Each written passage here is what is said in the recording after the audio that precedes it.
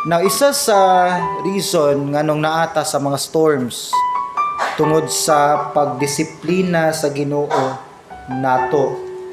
O gani dili lang individual ang message sa Ginoo sa mga storms, trials, challenges, even sa usa ka nation. Ang Ginoo mohatag usahay og message sa usa ka nasod, isa ka government, isa ka city, isa ka church, isa ka family, o isa ka individual. Now, nining buntaga, mura siya, kung message, mura siya baliktad nga pyramid ba? General nga message, antod magkapino, o magka-specific ko. So, tanaw na to karon ang general nga message sa Ginoo sa mga difficulties, challenges, and even storms and typhoons, disaster sa ato ang kalibutan. Now, kagahapon, nilandfall ang bagyo sa Leyte. And prior pa na nga bagyo, na mga earthquakes sa Luzon. And sa uban nga nasod, hurricane ang ilaha didto. Ang uban kanang mga hailstones o nag-ulan og mga bato or ice nga mga bato. Ang uban pod fire, bag-ulang ang pila ka nasod nag-anto sa grabing kainit. O pila ka mga forest ang gikaon sa kalayo. It seems nga abnormal na kayo ang dagan sa ato ang kalibutan. Murag makaingon tang even ang nature nga atong gisaligan nga makahatag nato protection and comfort mao na usahay ang moguba o mohatag og fear nato. And you know what? Walay bisan isa nga nahitabo sa atong kalibutan nga walay message ang Ginoo. Gani ingon si Christ, bisan ang pagkatagak sa usa ka sparrow, isa ka langgam kanang mga guriyon, tanaw ni mo na murag wala kanay value. Even si Christ, even ang isa ka guriyon nga mamatay, naay message na.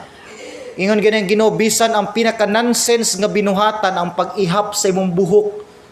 Nonsense man ang ihapon ng buhok. Pero isa ka buhok nimo kay balo ang Ginoo ni ana, no? Kay balo sa pila ka buok ang matag buok sa ato ang buhok, no? Buok sa atong buhok. Kanag buhok oy. So kay balo ang Ginoo, so walay mga nahitabo sa kalibutan bisan sa simpleng panghitabo nga walay message ang Ginoo. And tan-aw na to karon generally unsa may purpose sa storms. Unsay purpose sa mga disasters. Unsay purpose sa mga nahitabo karon sa atong kalibutan. Kung dili mga civil war, na mga gubot sa government. Usay mga problema sa atong city, addictions, immoralities, bombings, and terrorism, and uban nga nagsuffer sa depression, emotional struggle, baggages, problems sa atong life. So tanaw nato siya. Unsa may message sa Ginoo nining tanan? Number 1, okay. Ang Ginoo naghatag og mga storms para dad-on ang tao diha sa paghinulsol, to bring people to repentance, paghinulsol. Now, gikan pa sa Old Testament, ang Ginoo mogamit og mga disasters para tawgon ang tao sa paghinulsol sa iyang sala. And gani dili lang ni individual nga tawag, usahay ang tawag sa Ginoo national gyud sa isa ka nation. During sa time ni Abraham, sunugon unta niya ang Sodom and Gomorrah. Pero ingon ang Ginoo, kung naay godly men and women nga makita nimo di at least napulo ka buok, dili nako sila sunugon. And kay baluta sa story nga wala ginakit-an si Abraham. Okay, bisan ang family ni Lot, bisan gani si Lot, nahimo siyang disqualified. So hinungdan nga gisunog ang syudad sa Sodoma ug sa Gomorrah. Sa time sa Noah's Ark, unsay gigamit sa Ginoo pag-judge sa tao tungod sa kadautan sa tao. Gipalunop sa Ginoo. Unsa man na disaster gihapon, mga natural calamities. Sadyang ang tao sa Tower of Babel nga time, gusto nilang kabuton ang langit sa ilahang kagulingon nga tower. Giguba sa Ginoo and probably gilinog sa Ginoo ang yuta mo nang naguba ang tower. Natural disaster gihapon. And paglabay sa panahon, nagkadaghan ang nagkagrabe ang mga natural disasters. Ang bagyo na to karon sa isa ka tuig, perting daghana ng bagyo. Sa una, kinumdum ko sa una, elementary pa ko, tagsaraking bagyo sa isa ka tuig. And karon sa isa ka tuig, daghan kayong bagyo, daghan kayong earthquakes, nagkakusog ang terrorism, nagkakusog ang bombing. Nganong grabe na ka-chaos ang atong kalibutan, nagtuo ko nga pagtawag ni sa Dios sa tao diha sa paghinulsol. Now, unsa man ang repentance? Ang repentance mo ni ang pag-change nimo sa imong beliefs. Pag-change nimo sa imong beliefs. And daghan kay i-change ang atong kalibutan sa mga wrong beliefs about God. Daghan kayong dili mao nga teaching na karon sa Dios. Muna nga ang paghinulsol man God mo ni ang pagtalikod nimo sa di mo nga pagtuo nimo primarily mahitungod sa Dios. Dili ni pag-change og principle. Now akong klarohon ang repentance dili ni pag-usab og principle. Dili ni pag-change sa imong emotion. Pag-change gid ni sa imong beliefs about God. God gyud ang pinaka-concern. Sa Exodus chapter 20, nag-remind ang Dios ng pinaka-primary niya nga sugo, ang first command sa 10 commandments, you shall have no other gods before me. Kung tanaw ng preceding verses, ingon ang Ginoo ayaw pagyukbo og lain nga mga Dios. Concern ka Ginoo sa iyahang image. Concern kay siya sa iyahang pagka-Dios. Gani one time gilamoy ang pila ka libo ka mga Israelites sa earthquake. Gitabunan sila sa yuta tungod ni silang pag-violate sa authority sa Dios sa ilang nasod isip usa ka Israel. And yes, makita na to dinhi nga gihugawan ang Ginoo sa mga tao nga nagsimba niya. Sa time sa Israel, nasuko og mayo ang Ginoo sa Israel tungod kay ang mga templo sa Ginoo gibutangan nagdili mao nga mga gods. And sa time ni King Solomon, suko kay ang Ginoo kang Solomon, kay si Solomon naghatag na siya og mga sponsors ngadto sa mga unknown gods, nagpahimo pa siya og mga altars. And continue na sa paglabay sa pila ka mga hari sa Israel. And yes, ang Ginoo nasuko ni ana nga bahin.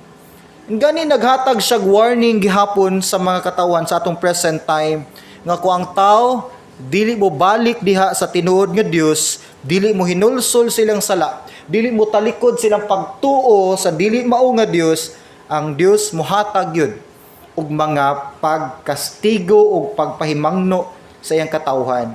And mao ni siya ang mga natural disasters nga nahitabo sa atong kalibutan. Gusto nako tan-awon ninyo kadali. Naba dire ang pwede niyo ma-view Andrea ang mga picture. Tanawa unsa ang Ginoo mo remind sa iyang katawhan. Tanawa unsa ang Ginoo makig-istorya pinaagi sa mga storms. Sige daw Andrea, makapost ka dag mga pictures. Tanawa ang picture ninyo makita mo ni siya ang latest nga result sa bagyo nginigo sa ato ang nasod. Nana? Wala asa dis wala dis Bea. Sige lang, wala din na ready ni Bea sa okay, sige lang. Kita ko kagahapon sa mga pictures kagahapon. Na baby nga murag iyang mama gianod na gurutos baha, iya na lang gi-rescue iyang baby, gibutan niya styrofoam. Yan ang baby gibutang didto, gipabalunan og diaper, gipabalunan og gatas. And mo to ang bata nalay na save. Ang mama o ang ginikanan asa na ka duha ka baby dito na recover. So okay lang gulay picture, ako na i-describe, mas ganahan sila i-describe kaysa na picture. Ano lang mo kaon na siya time. So, yes, naay mga baka dito, mga kabaw nga gihigot pa sa lubi. Wa nahipos, nagyan tawag baha. Oh, naisak baka dito, nasangit iyang sungay sa mga sampinit, hantod na lumus in town siya.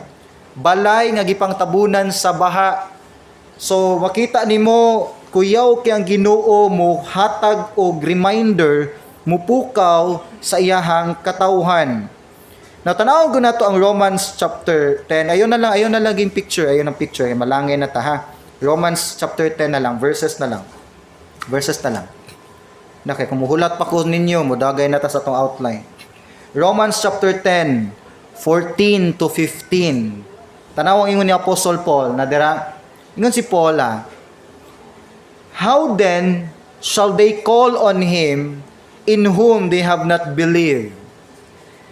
And how shall they believe in him of whom they have not heard? Tanaway ngon si Paul, ang solusyon nining tanan, ang tao gani mo balik lang unta sa Dios, makahinulsol lang sis iyang sala, dili man unta gid ani ka grabe ang mahitabo. I'm not telling nga katong mga nabiktima in taon mo ti makasasala, pero general man gud ang paghatag sa Ginoo og judgment. Mabitaw sa Cebu City, Lampurnas tanan, Cebu City, Luzon, Visayas, Mindanao, uban pang nasod. Once ang Ginoo na makita nga dili mao nga binuhatan sa isa ka lugar, muhatagid siya og mga pagpahimangno. Sagol na mga Kristohano nagpuyo diha or wala, apil tanan. Mabitaw tong sa Sodom and Gomorrah, iyon ang Ginoo kay Abraham, daghan na didto ka si imong pagumangkon si Lot og iyang family. Kuhaa sila kay nakita nako grabe kadautan ni nga city akong padad-an ni kalayo. Sunugon nako ni nga syudad. Dagan-dagan din si Abraham. Inihangyo si Abraham, Lord, ay lag sunuga Lord, mangita mig napulo ka mga Dios non nga tao. Walay nakitaan, gisunog sa Ginoo ang city, apil ang balay ni Lot nga mga godly man unta to sila, apil mismo ang asawa ni Lot. Nahimo siyang bato nga asin. So bisan ang mga Christians mag-suffer gyud once ang Ginoo masuko sa isa ka city, isa ka nasod, isa ka lugar. Inomdo mo sa Nineveh.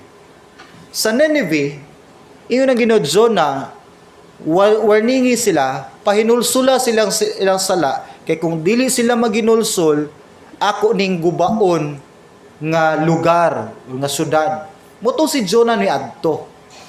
Pag adtong Jonah sa Nineveh, pagwaling Jonah, nihinulsol man ang city. Nihinulsol man ang lugar sa Nineveh, apil ilang hari. And first time mo tayo pinakadako nga revival, evangelism, yung na to nga, kanabang, nakoy term mas nga evangelism first time natabo sa Old Testament. Pila kalibo halos ang entire city sa Nineveh nihinulsol sa ilang sala, apil ang mga hari, apil ang mga prime ministers, mga soldiers. Sige mo, wala gisunog sa Ginoo ang Nineveh. And this time kung ang tao lang unta makahinulsol siyang sala, ay ingon ang verse sa Romans 10, unsaon man nila pugod paghinulsol, kung wala sila yung message nga madungog.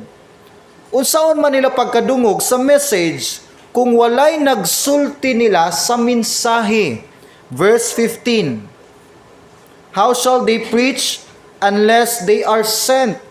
As it is written, how beautiful are the feet of those who preach the gospel of peace, who bring glad tidings of good things.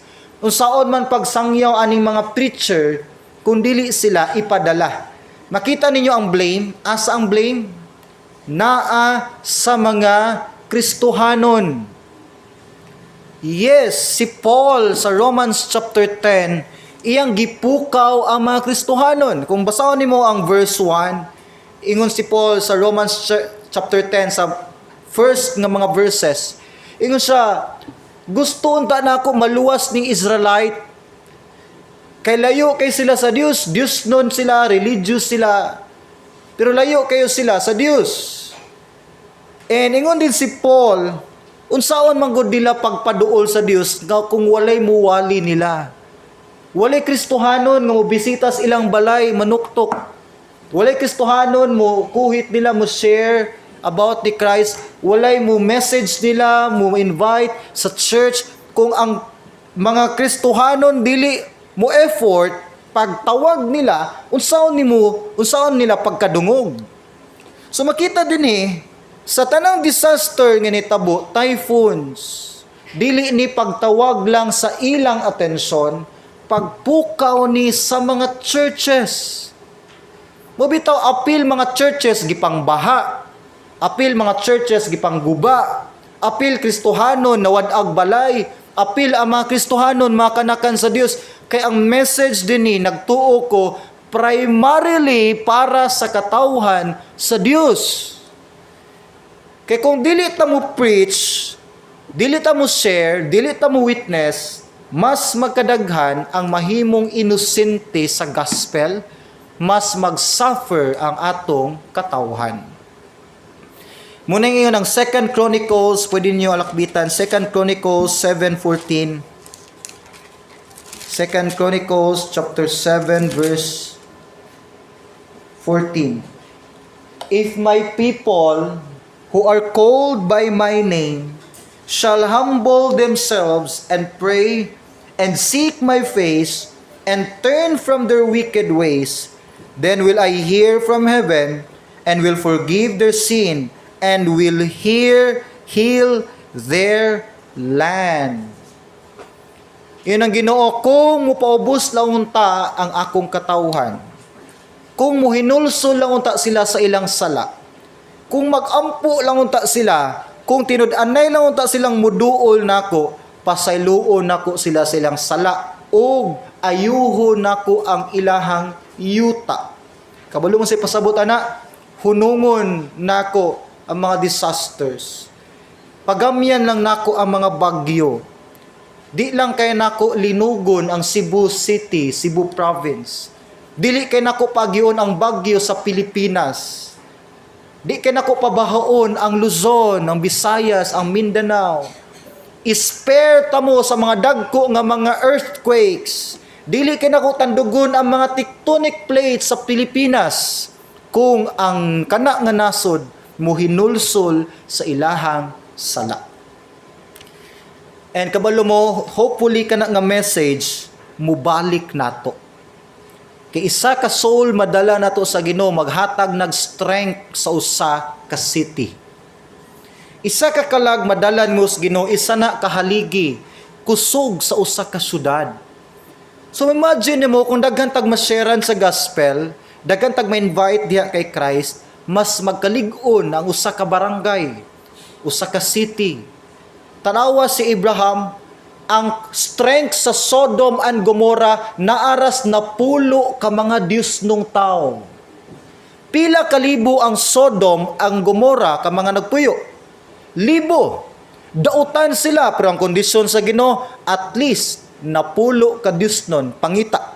Dili nako sunugon. So ang strength sa isa ka city, dako kay factor nga naapod sa mga Kristohanon. Dili kitang source, kung dili ang Ginoo for the sake sa mga Kristohanon nga nagpuyo diha ug naningkamot pag-share sa gospel, spare sa Ginoong city sa mga dagko nga mga kalamidad. Pero kung kita mismo wala na nagpakabana, apil ta mismo sa mga kalamidad. Muna ang COVID-19 last year, dako kayo nga reminder, wake up call sa mga Christians. Okay, generally dinita sa specific, arita karon sa mga Kristohanon. Naay mga storms sa atong life, na mga bagyo, dili literal, pwede nimo iliteral, pero naay mga sudden problems sa atong life nga moabot.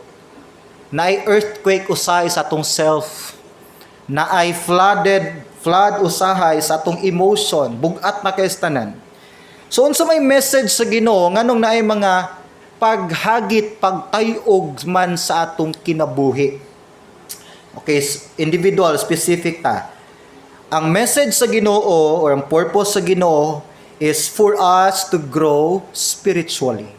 To grow spiritually. Number 1, kaganiha, general ang message sa Ginoo, to bring people to repentance. Karon ang message sa Ginoo sa individual, to grow spiritually.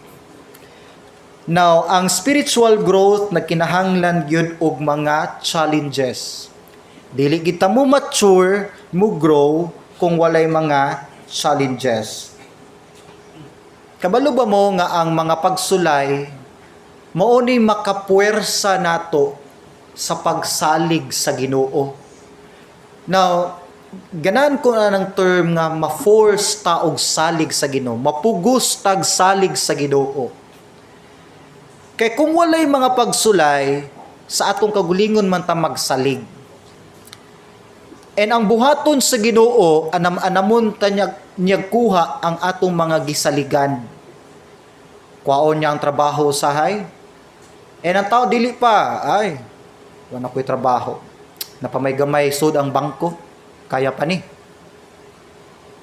Kwaon ang bangko, ay wala ko'y kadula. Ay napamang ko'y mga kaliwat, pwede pa ni. Dole, gitabangan kasi imong relatives. Gitagaan kasi ginog sakit. Iyay na ko'y sakit. Makalihok pa man ko. Makakaon pa man ko Jollibee. Pwede pa ni. Wala pa'y bawal. Gamay pang bawal. Gitandog sa Ginoo ang pamilya. Pamilya na gyud. Alam, saan naman niya akong pamilya? Kaya pa siguro ni kay napaman ko'y kaduulan, friends. Hangtod moabot sa point nga mahutdan gyud ka. Once mahutdan na ka, diha na ka moingon, okay Lord, dili na nako kaya. Mapugos na ka pagduol sa Ginoo. Sakto? Kanang term nga mapugos, kana bang di gidon ta kaganahan. Wala na si mo idea sa una kay pride pud ang hinungdan, di na ko ipakita nga pildi ko.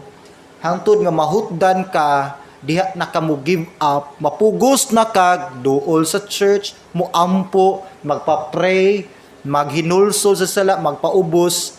Ang term is mapugos gyud ka. Kay ang nature sa Ginoo, iyang personality, mamugos gyud siya. Pastor, what dito freedom? Nganong mamugos man siya? Na ang usa ka amahan, sa isa ka 5-year-old nga anak, pugson gid niya iyang anak para sa iyang kaayuhan. Ang idea sa usa ka bata nga 5 years old, puro lang lingaw-lingaw. So 30 bitaw, sila Sophie, kung imo nang patuyangag kaog chocolates, hurot nang ngipon anak. And last week, naglain nilang tiyan tungod sa pagkinaon og mga chocolates. Nilaging tingklase na, daghang kay mga hatag-hatag chocolates. Sa unsa na li kaunon. Yes, gidisiplina na mo, dili pwede. Ilang snacks, tubig na lang, yung biskwit. Skyflakes ato ko gusto, pero mura magipangpas mo. Kato na lang nailasa gamay. Discipline. Wa siya kasabot, ngano na siya, pero kinahanglan na kusang pugson para sa iyahang kaayuhan. Amen. Ang bata, moingon, nganong mamugos man ka? Wa di kay freedom. Mo nay huna-huna sa limitado nga bata. Pero isip amahan nga kay balukas iyang kaayuhan, pugson nimo siya para sa iyahang kaayuhan. Nasabtan na to. And yes mo natong Dios. Dili maguta kasabot. Gidisiplina ta, gikuhaan ta ani, gikuhaan ta na, gikuhaan ta na. And moingon ta, Lord, wa di kay freedom. Nganong puro tanan na lang magbuot kas akong kinabuhi. Mo na hunahuna sa isa ka immature nga Christian. Pero ang Ginoo, well, di ko madala na pugson ti ka kay mao ni makaayo nimo. Amen. And in ana ang Ginoo mo deal sa ato ang kinabuhi. Mo bitaw ng Hebrews 12:11.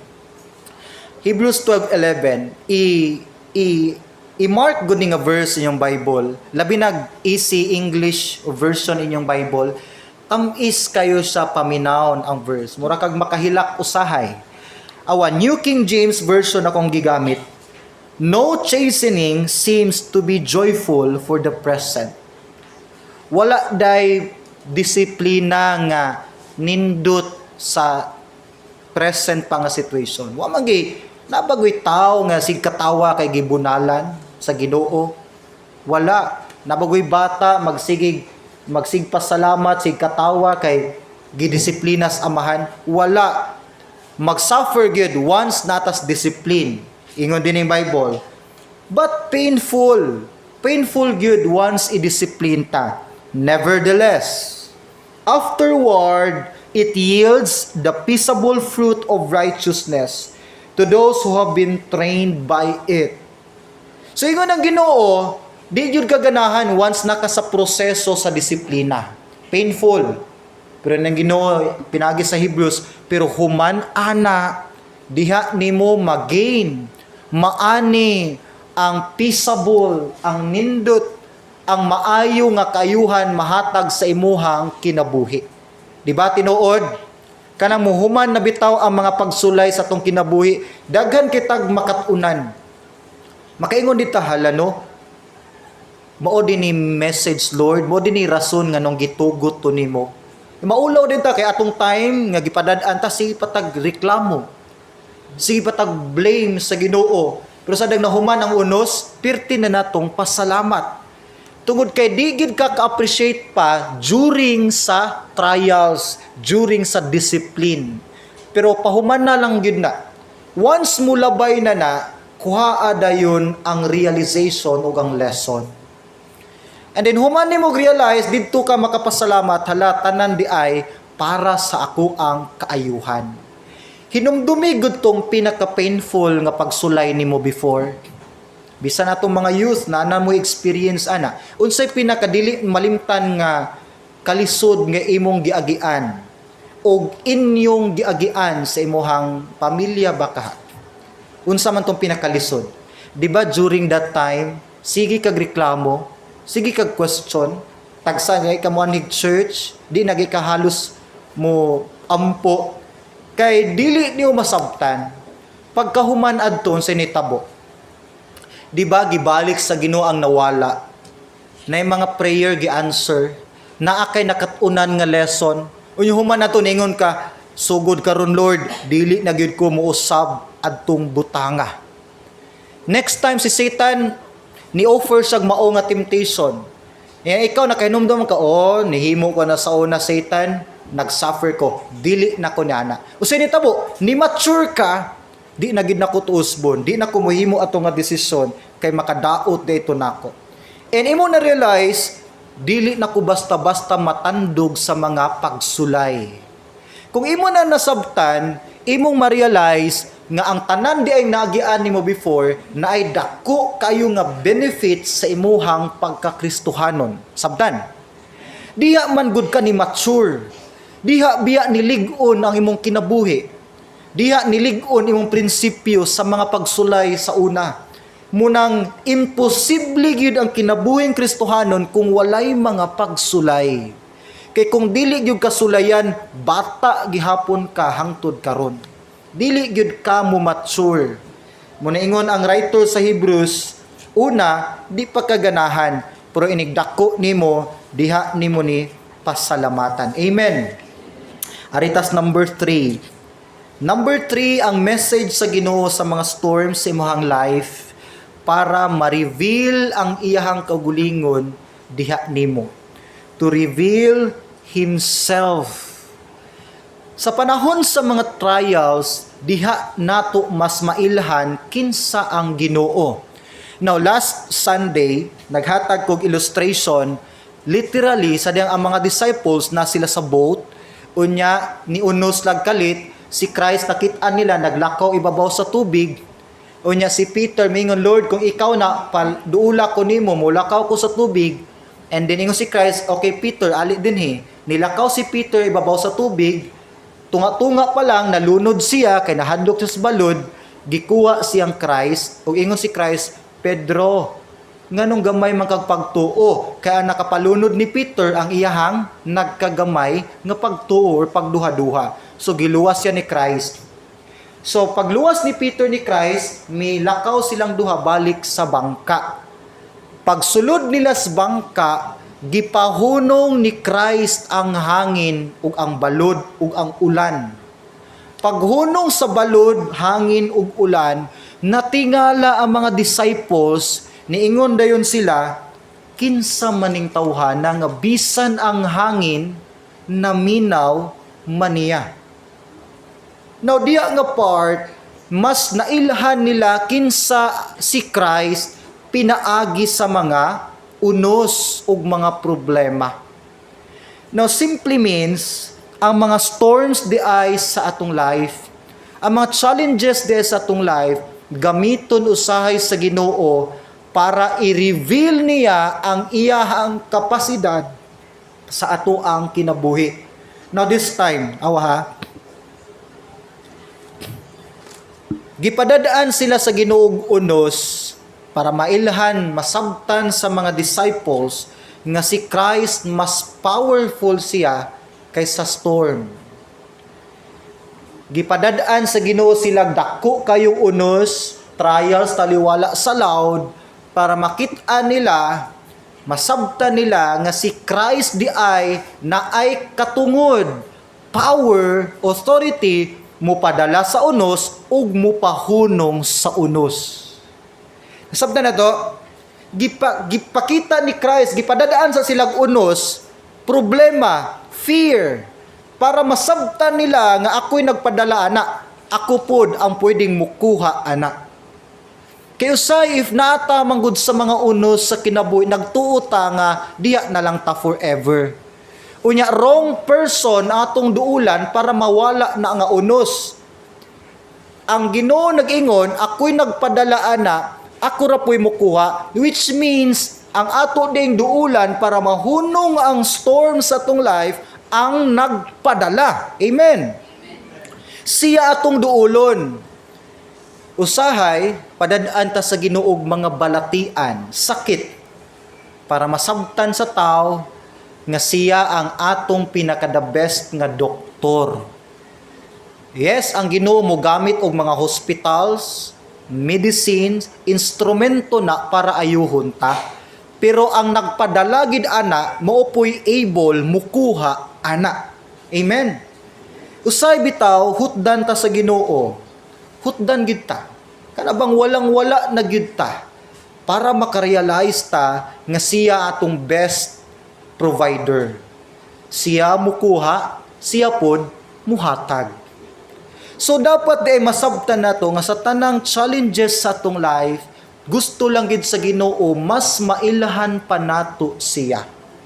Sa atong estudyante usay ibagsak mo kadali. Perti ninyong sayaw sa inyong project.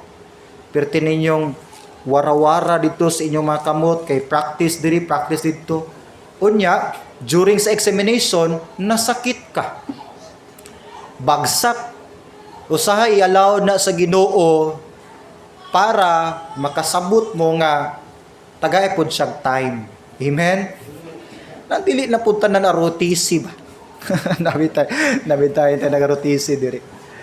Dili na lang punta ng project ba? Ha? Dili na lang tanan thesis. Wala ka nagsandi. Thesis, pastor, di na ba takatingog na yun, basta thesis. Kay lisod, biyag yung thesis. Pero ang Ginoo nag-remind, ayaw lagi si thesis tanan, tagay kog time, aron pasar. Amen, mga youth? Pasar. Now, usbo na ako, pugson sa Ginoo ang atong life para mapugos, pugson sa Ginoo padala ang mga challenges para mapugos ta og rely sa iyahang kusog.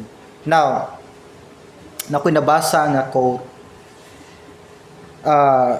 verse akong hatag sa inyo, Matthew 11:28 to verse 30. Tara ha. Matthew 11:28 to 30, last verse akong basahon. Ingon si Christ, "Come to me." Okay? Kung naa ka karon taliwala sa mga challenges, bugat nga mga problema, ingon si Christ, "Come to me, all you who labor and are heavy laden." Tanang nabugatan, tanang hapit na mo give up, tanang gisamuka na, tanang nakaingon nga wa na ko kasabot ani Lord, ingon siya, "Come." And once muduol ka ni Christ, ingon si Christ, and I will give you rest. It means, I will give you solution, I will give you healing. Tinud-anay ni nga pagduol ha, repentant heart. Ingon sa 29, take my yoke upon you and learn from me. Unsa man ang yoke? Yugo. It talks about teaching. Okay? Ang kabaw na kinahanglan sa yugo para mag-guide siya sa nagdaro. Kusgan ang kabaw. Pero kung dili siya i-guide sa magdaro, dili mapuslan iyang pagkakusgan. So once na iyugo, ibutang dinhi, kanang nag-curve nga kahoy, o ibutang ganina dinhi, mag-guide diha sa nagdaro ang direction sa kabaw. Ingon si Christ, take my yoke. Ang yugo din naghisgot ni sa learning lesson. Learn from me and learn from me. Magkat-on ka sa gipagtudlo sa Ginoo nimo. Mao nay pag-take nimo sa iyang yugo. And once ma-take nimo ang yugo sa Ginoo, ingon siya, you will find rest for your soul. Nganong naa may rest kung naay yugo? Di ba ang yugo nag-picture out og burden? Nabagoy kabaw nga nagrest sa diyang magdaro siya. Di ba? Nabagoy kabaw nga nalipay sa diyang giguroy niya ang bugat kayo nga daro. Wala literally. Pero nganong ingon si Christ, once kuhaon nimo ang akong yugo, you will find rest. Nganong gaan ang kinabuhi kung naata si yugo ni Christ? Kay ang yugo nga gisgutan dinhi naka-base di sa Israel time, duha ilang yugo, left and right. Duha ka kabaw mangud ang magdaro sila, duha ka baka. Ang isa ka yugo kang Christ, ang isa imuha.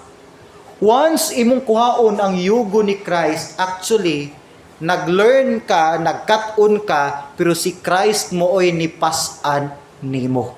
Amen. Siya nipas-an sa weight. Siya ni pas-an sa imong gibugaton, siya ni angkon sa imong burden. Ang imuha lang, learn from Him. Magkat-on ka, muna i-take na to seriously ang Sunday school, discipleship, o ang pag-learn sa preaching. Once mo grow imong knowledge kang Christ, ma-feel nimo ang kagaan bisan pa sa mga burden nga gihatag niya sa imong life. O ang mga storms sa life, kabalo ka, pagtawag biya ni sa pagkuha sa imuhang mga burden. Hinumdo mo, katong gikusog-kusog unos ang barkong gisakyang Jonah. Sa dang hapit na sa malunod, unsay gingon sa Bible, gipanglabay nila ang bugat nga mga kargamento para lang mulutaw ang barko. Usually, ang mga tao gani, labi na sa karaang mga paglawig sa dagat, once na kusog king bagyong moabot, hapit masudlan nagtubig ilang barko, ipanglabay nila ng mga bugat nga karga para mulutaw sila. And the same is true once na mga bagyo sa tong kinabuhi, na mga unos sa tong kinabuhi. Gusto sa Ginoo i-unload nimo ang mga nakabugat sa imuhang kinabuhi. Gusto niya i-unload nimo ba? Bugat ba ang pagduha-duha? Bugat ba ang kabalaka? Bugat ba ang hatred? Bugat ba ang pride? Bugat ba ang mga kabalaka nimo sa pagdako sa iyong mga anak? Bugat ba ang physical health? Daghan kayog mga bugat sa atong kinabuhi. Nganong naay pagtawag sa Ginoo, nganong naay mga bagyo, unos, pagsulay, gusto sa Ginoo imo nang ipang-unload. Kuhaon nimo na mo ni nakapabugat sa imong Kristohanong kinabuhi, mo nang luya atong Christian life. Ug hangtod dili nimo na i-unload, di gyud hunungon sa Ginoo ang unos. Amen.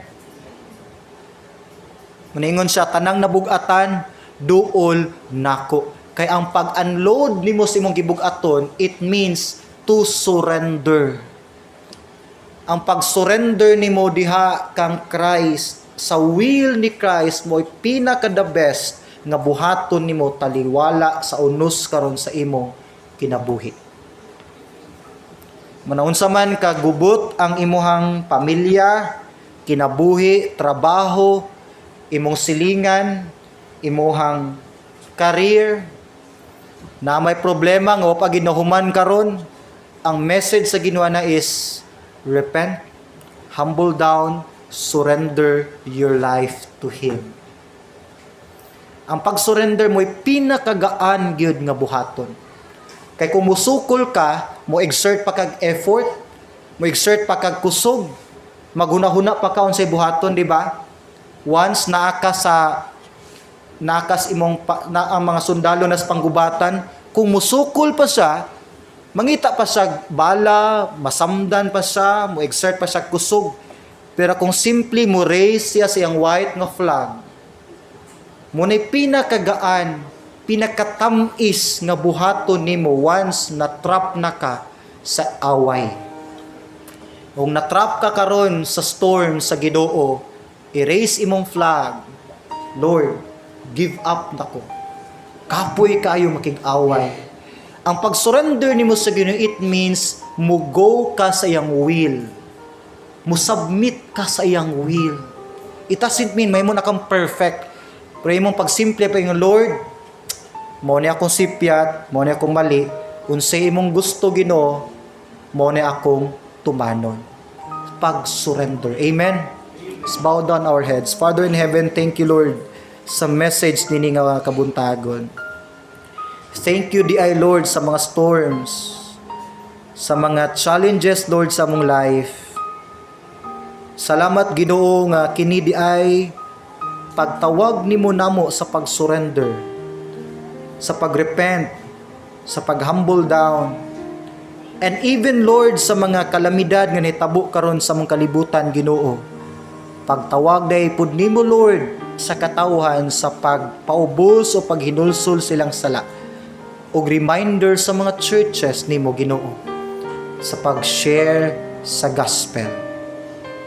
Lord, daghang mga unos sa mong kinabuhi nga nang labay, namalik ng labay nga wa gid mi kasabot unsay message. Pero Ginoo, thank you karon nga nasabtan namo Lord.